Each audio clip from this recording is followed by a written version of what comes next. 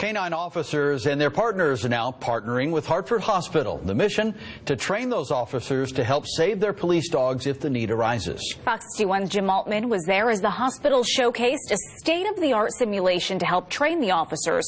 We do want to stress this is a simulation.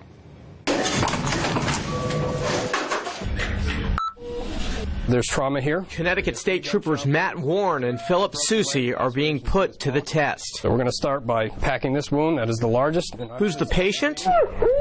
It's their partner, or at least a simulation. Not something that he's likely to bleed out from. This is very, very lifelike. The sounds, the breathing, it's unbelievable. It really is. Unveiled today at Hartford Hospital Center for Education, Simulation, and Innovation, or CESI, this is Axel, a life-size simulated canine.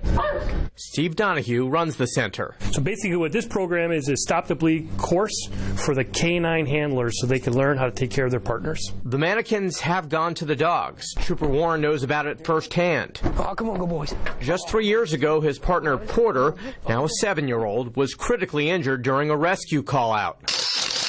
Porter has made a full recovery and is now back on the beat. Oh, go boy. Having been through it where, my dog fell off a building, I picked him up and ran 2 miles to my car out of the woods. It's extremely important. The objective here is to get canine handlers to get to know Axel and what he can offer. It absolutely is life-saving, coming from personal experience when he went off a building from 25 feet. The screams, are replicated in this dog.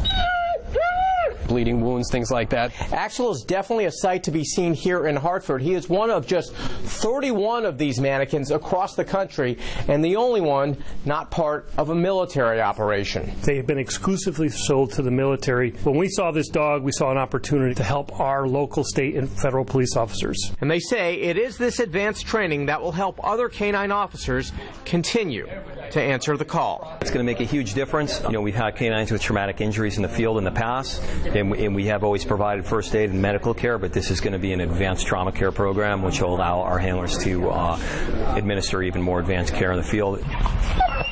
They don't ask anything of us, but they give their body, their soul to us. So to be able to have this type of training, and God forbid the unfortunate event something happens to them, is huge for us.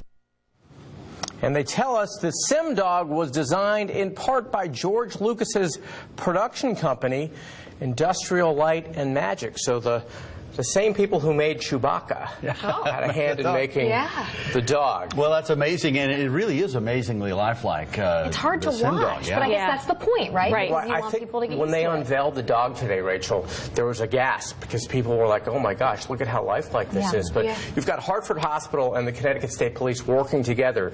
You can't lose, It's such a great thing, and so many other dog handlers will now come to the Sim Center there and learn how to do this. Not just from the state, because plenty of state agencies will come, local police as well, but from all over the country. Right. And Steve Donahue has been at that for a long, long time. Yes, I've been working with Steve from way back in the day. It's a good thing he stuck with it, because that's a great, valuable service they're doing there. Great training, yeah. All right.